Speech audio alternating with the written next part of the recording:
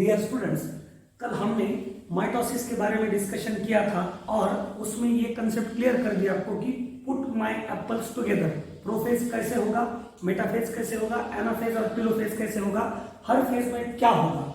Discussion clear है, transparent है। अब एक इंपॉर्टेंट एस्पेक्ट के बारे में हमें डिस्कशन करना है, number of chromatids in various phases of mitosis, particularly in human.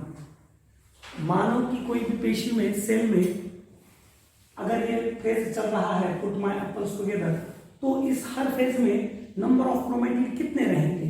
आप जानते हैं कि जब तक यस फेज नहीं हुआ था, जब G1 फेज था, तो उसमें 46 क्रोमैटिड्स थे।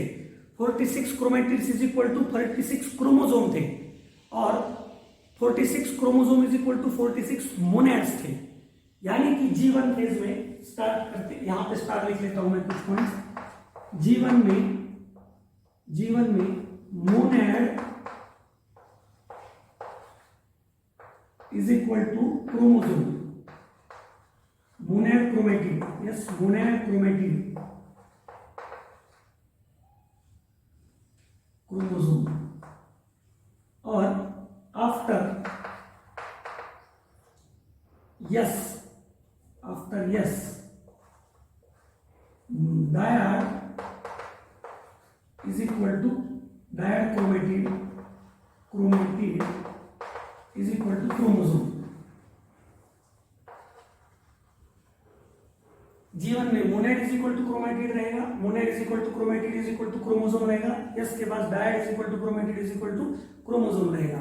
तो हमें डिस्कस करना है, हमारा 23 का रहता है हैप्लॉइड से, total monad, total chromosome, total chromatid कितने होंगे, तो वो होंगे 46। अब प्रोफेज में कितने होंगे, क्योंकि एस फेज के बाद होती है, तो प्रोफेज में होंगे 92 monad is equal to 92 chromatid, right. अब यम फेज में कितने होंगे, तो 92 monad is equal to 92 chromatid, क्योंकि 46 के दुगने हो चुके हैं ना मोनैड। डिप्लॉयड सेट हमारा 46 का है, तो दुगने हो गए तो 92 हो जाएंगे, बराबर। और एनाफेज में कितना होगा, 46 plus 46 monad is equal to 46 plus 46 chromatid, क्योंकि यहां पर ये शिफ्ट हो जाते हैं, यस यहां पर, बट यहां पे ये सभी के सभी फॉर्मेट में कौन से रहेंगे, but format is died,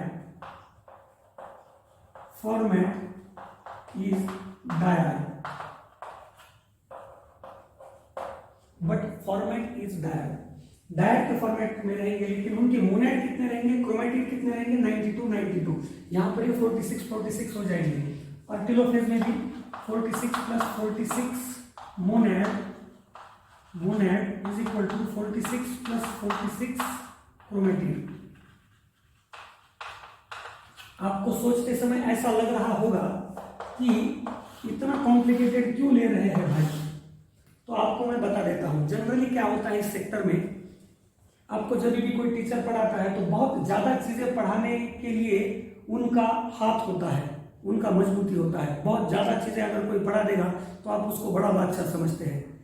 content का ज्यादा होना ये मैटर नहीं करता, कंटेंट का डीप होना ये मैटर करता है।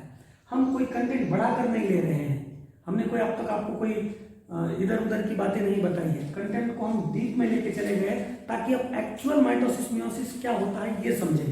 अगर ये कंसेप्ट आपको क्लियर नहीं होगी तो जिंदगी भर, ये आप किसी भी सीनियर बच्चे को पूछ के देखिए तो जिंदगी भर उनका कॉम्प्लिकेशन ही रहता है। एक्चुअल क्या होता है, तो एक्चुअल ये होता है भैया। मियोसिस में और कंसेप्ट क्लियर हो जाएगी, मियोसिस में और डेप्थ आएगी, राइट। तो 92 प्लस 92, यहां पर 92 होंगे, 92 46 प्लस 46 46 प्लस 46, इस प्रकार से कंडीशन हो जाएगी। लेकिन प्रोफेज में क्या होता है, तो दे आर डिस्पर्स, यानी कि सेल में कहीं पे भी घूमते रहते हैं। सेल में न्यूक्लियर मेम्ब्रेन डिसअपियर हो चुकी है लेट प्रोफेज में, तो वो साइटोप्लाज्म में घूम रहे हैं, डिस्पर्स इन साइटोप्लाज्म, साइटोप्लाज्म में यहां वहां घूम रहे हैं। मेटाफेज में at middle, they are at middle, middle मतलब आप जानते हैं कि इक्वेटोरियल प्लेट पर होते हैं, यहाँ लिखने की जरूरत नहीं है। एनाफेज में कहां होते हैं ये, they are at pole, at pole, right. एंटीलोफेज में भी एट पोल। बस इनका पोजीशन बदल रहा है, लेकिन संख्या के बारे में आप जान चुके हैं। ये बहुत ही इंपॉर्टेंट एस्पेक्ट है। अगर कोई चूहा है तो उसके 42 क्रोमोसोम होंगे, तो उसके हिसाब से आप हिसाब लगा लेना। हमारे 46 है, इसलिए हम इस प्रकार से हिसाब लगा रहे हैं, 44 बोलिए समझो, राइट। चूहे में 21-22 जो भी है, तो संख्या के अनुसार उसका प्लॉइडी सेट कितना है, उसके अनुसार आप संख्या बदल सकते हैं। हमने इंसान का लिया था 46 क्रोमोसोम होते बच्चा, तो उनके डुप्लीकेट होके एस फेज में कितना बनेगा, 92 मोनैड बनेंगे। लेकिन ये 92 मोनैड अब यहां पर क्या था, इन दोनों फेज में यहां पर monad dyad is equal to chromosome था, क्योंकि कोहेजिन था, सेंट्रोमियर को लॉक करके रखा था कोहेजिन ने, इसलिए यहां पर dyad is equal to chromosome था, इसलिए इसका प्लॉइड यहां पर 46 ही क्रोमोसोम था। यहां पर कोहेजिन जुदा हो जाता है, मोनैड अलग हो जाते हैं। जैसे ही कोहेजिन जुदा हो जाता है तो सेंट्रोमियर भी जुदा हो जाता है, अलग अलग सेंट्रोमियर होता है। तो इसलिए यहां पर धीरे धीरे ये 2n+2n हो जाएगा, लेकिन जब तक नई सेल नहीं बनती है तब तक हम उसका प्लॉइड चेंज नहीं मानते हैं। ध्यान देना, यहाँ पर वैल्यू भी कैसी हो गई थी, 2c+2c, फिलहाल के लिए ध्यान में रखना। n के बारे में कुछ बोलना ही मत, इस साइंस को कहने के लिए बहुत मुश्किल जाता है। लेकिन अगर आपको कोई पूछे सवाल तो अगर कोई कहे कि प्लॉइडी कब चेंज होती है, तो बिंदास कह देना एनाफेज में चेंज होती है, क्योंकि यहाँ पर 2n+2n बन जाता है एक्चुअली, क्योंकि सेंट्रोमियर जुदा हो जाता है। तो 1 मोनैड इज इक्वल टू क्रोमोसोम यहीं पर बन जाता है। फिर भी एनसीईआरटी में ऐसी बात कुछ लिखी नहीं गई है, दिमाग में रखना। कोई अगर डिटेल में पूछेगी तो बिंदास बता देना, एनाफेज के वक्त प्लॉइडी चेंज हो जाती है। निश्चित तौर पर सी वैल्यू तो यहाँ पर चेंज हो ही जाती है। यस, यहाँ पर था 4c, यहाँ पर था 4c, यहाँ पर 2c+2c, 2c+2c, यहाँ पर 2n, यहाँ पर 2n, यहाँ पर 2n+2n चाहिए, लेकिन हम मानते नहीं, खत्म। यहाँ पर भी 2n+2n चाहिए, लेकिन हम मानते नहीं, खत्म। अब जब साइटोकाइनेसिस पूरा हो जाएगा तो हम 2n+2n लिखेंगे, चलेगा, राइट बॉस। अब आ जाता है मुद्दा इसके बाद का साइटोकाइनेसिस। काइरोकाइनेसिस समाप्त हो गई, काइनेसिस। अब साइटोकाइनेसिस का मतलब होता है डिवीजन ऑफ सेल, साइटोप्लाज्म जुदा हो जाना। सपोज ये सेल है, इस सेल में यहां पर एक न्यूक्लियस बना है, यहां पर एक न्यूक्लियस बना है, इसके अंदर एक टेलोफेज के बाद ये 2 प्रकार के न्यूक्लियस बने हैं। इसमें भी 46 क्रोमेटिड है, इसमें भी 46 क्रोमेटिड है, राइट। तो यहां पर इक्वेटोरियल प्लेस के पास यहां पर फरो आ जाता है, फरो। प्लांट सेल में थोड़ा अलग होता है, वो अंत में बताएंगे। प्लांट सेल का डिवीजन थोड़ा अलग होता है, आखिरी में जरूर समझाएंगे। फरो का मतलब होता है डिप्रेशन आ जाता है यहाँ पर, और ये डिप्रेशन धीरे धीरे बड़ा होता चला जाता है। यस, ये धीरे धीरे बड़ा हो रहा है। इसको मैं डायग्रामेटिकली यहाँ पर लिखने की कोशिश करता हूँ। ये हो रहा है इसका, ये न्यूक्लियस,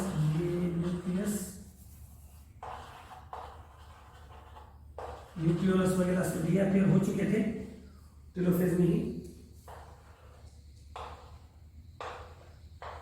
ये फरो बड़ी हो गई, इसका डिप्रेशन ये बड़ा हो गया। ये फरो दोनों ज्वाइन हो जाएंगे, यहाँ पर दोनों ज्वाइन हो जाएंगे, और एक सेल यहाँ पर बनेगी, एक सेल यहाँ पर बनेगी, और ये यहाँ पर, और ये यहाँ पर, ये इस प्रकार से। तो कितने डॉटर सेल हुए? 2 डॉटर सेल हुए। ये कितना है इसका? 2n है। ये भी सेल 2n है, क्योंकि अब आप प्लॉइडिक चेन समझ सकते हैं, क्योंकि अब साइटोकाइनेसिस पूरी हो चुकी है। 2n + 2n, right boss? तो इस प्रकार से साइटोकाइनेसिस कंप्लीट हुआ। सेल मेम्ब्रेन के ऊपर फरो आ गया, फरो डिप्रेशन ज्वाइन हो गया। ज्वाइन होने के बाद ये सेल अलग, ये सेल अलग बन गई। कैरियोकाइनेसिस भी खत्म, साइटोकाइनेसिस भी खत्म। समझ गए? अब इसका थोड़ा कॉम्प्लिकेटेड पार्ट आता है एक इसके बाद का, दैट इज दी मियोसिस। हम चर्चा में लाएंगे, इसका स्क्रीनशॉट निकाल लीजिए।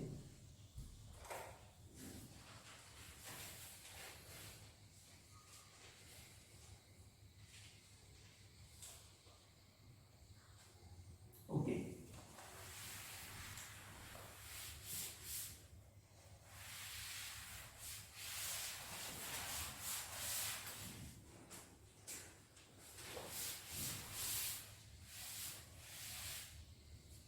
आज थोड़ा चौक बदल दिया है, थोड़ा दर्जेदार स्टैंडर्ड चौक है अप्सरा का, तो उसकी वजह से फर्क पड़ा है अक्षर में, और आपको स्पष्ट दिखेगा पहले से ज्यादा।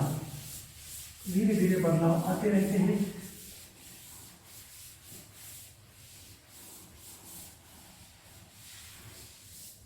अब मियोसिस के बारे में डिस्कस करते हैं। मियोसिस, मियोसिस किस में होता है? Only in diploid cells, only in diploid cells. Haploid में हो ही नहीं सकता, क्योंकि अब एक ही सेट है तो उसका आधे का आधा कैसा करेंगे आप? कम से कम 2 गुना मटेरियल होना चाहिए जिसको हम एक एक गुना कर सकते हैं, क्योंकि कम से कम हैप्लॉयड सेल तो लगेगा ही लगेगा। जीनोम की डेफिनेशन ली थी हमने, all the number of genes which are present on haploid set of chromosome is called as genome। और किसी भी जिंदगी को सर्वाइवल होने के लिए उसका कंप्लीट जीनोम चाहिए होता है। अगर जीनोम में से कुछ डीएनए चले आते हैं तो उसमें अपंगत्व आ जाता है। इंसानों में भी हो, चाहे प्लांट में भी हो, चाहे बैक्टीरिया प्रोटिस्टा किसी में भी हो, वो अपंग जरूर बनेगा।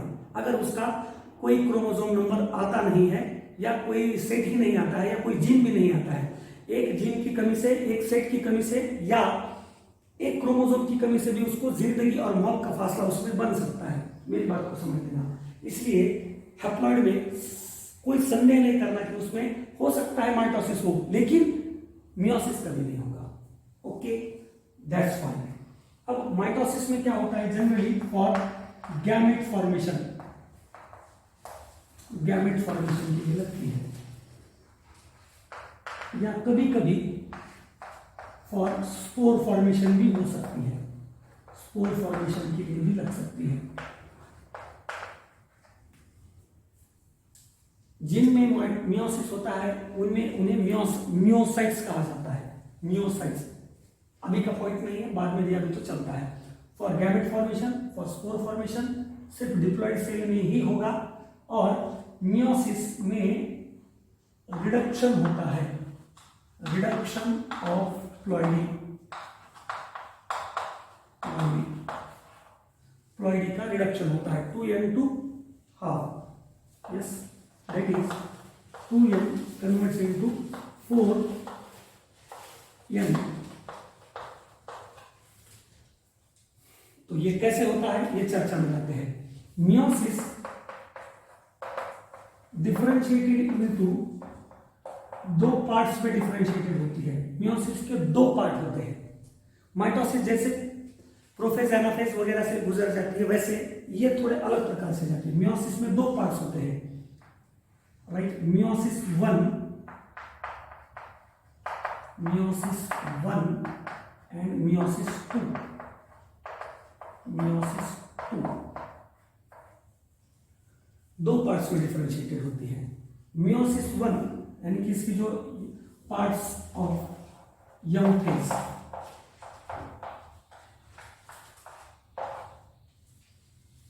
स्टार पॉइंट लिखेंगे। I phase occurs only once. I phase occurs only once, like mitosis.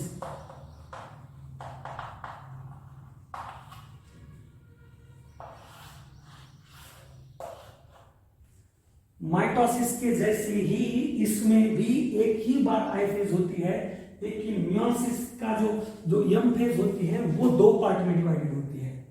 वैसे उसकी मियोसिस दो पार्ट में डिवाइडेड नहीं थी, एक ही बार हो जाता है उसका सेल डिवीजन। एम फेज के दो भाग होते हैं, क्या है, मियोसिस 1 और मियोसिस 2। मियोसिस 1 में भी दो भाग होते हैं, कैरियोकाइनेसिस 1, कैरियोकाइनेसिस 1 और इसका और साइटोकाइनेसिस 1, साइटोकाइनेसिस 1। मियोसिस 2 के भी दो पार्ट होते हैं, कैरियोकाइनेसिस 2, कैरियोकाइनेसिस 2 और साइटोकाइनेसिस 2।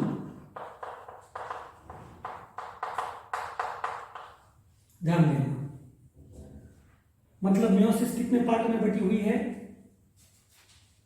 यम फेज उसकी एक्चुअली मियोसिस 1 और मियोसिस 2 में। Meiosis 1 karyokinesis 1, cytokinesis 1, meiosis 2 karyokinesis 2, cytokinesis 2। Clear? Karyokinesis 1 is again differentiated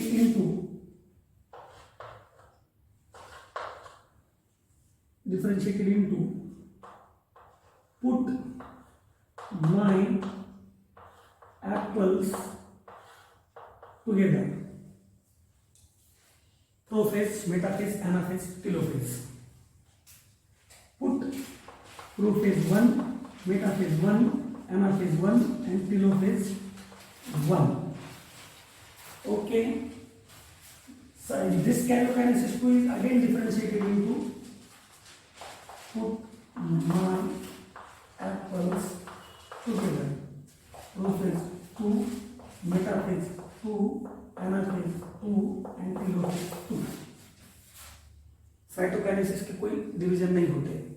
okay, this in prophase 2 और ये जो मियोसिस 2 होती है वो it is like a mitosis, और meiosis 1 is actually meiosis reduction division. Meiosis में एक्चुअल रिडक्शन डिवीजन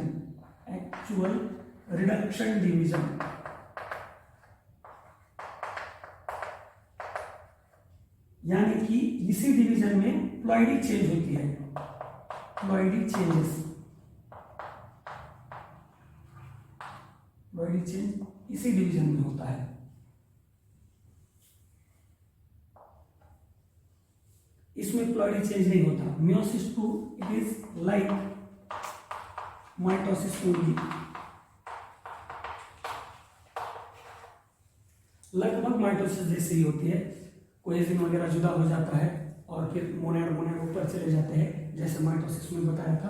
तो meiosis 2 mitosis जैसी होती है, लेकिन मियोसिस 1 कॉम्प्लिकेटेड होती है। इन दोनों के बीच में एक गैप आता है, उसे कहा जाता है इंटरकाइनेसिस, वो बता देंगे आखिरी में। मियोसिस के कितने पार्ट, कितने फेज? 2, यंग फेज के 2 पार्ट, मियोसिस 1, मियोसिस 2। मियोसिस 1 के कितने पार्ट? 2, karyokinesis 1, cytokinesis 1। मियोसिस 2 के कितने पार्ट? कैरियोकाइनेसिस 1, कैरियोकाइनेसिस 2, साइटोकाइनेसिस 2 और बाद में।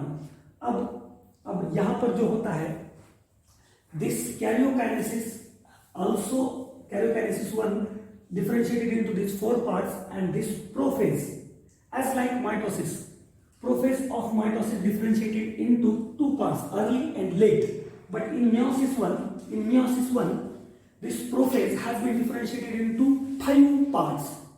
कितने पार्ट में आएगी ये? 5 पार्ट्स में। एक को कहा जाएगा लिप्टोटीन,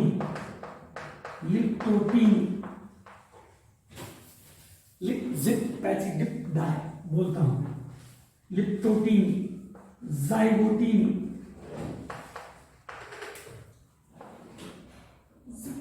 पैचिटीन,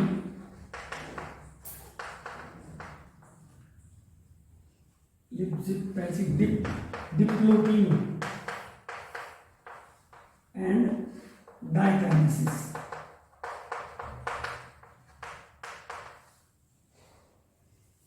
बाकी मेटाफेज वगैरह कोई डिफरेंशिएटेड नहीं होते हैं, बस प्रोफेज 5 भागों में डिफरेंशिएटेड होता है, लिप्टोटीनी, जाइगोटीनी, पैचिटीनी, डिप्लोटीनी एंड डाइकाइनेसिस। इसका एक शॉर्टकट लिख के देता हूं मैं आपको इधर कहीं तो स्टार्ट करके लिखना, lip zip patchy dip die, lip zip patchy dip die, lip zip patchy dip die.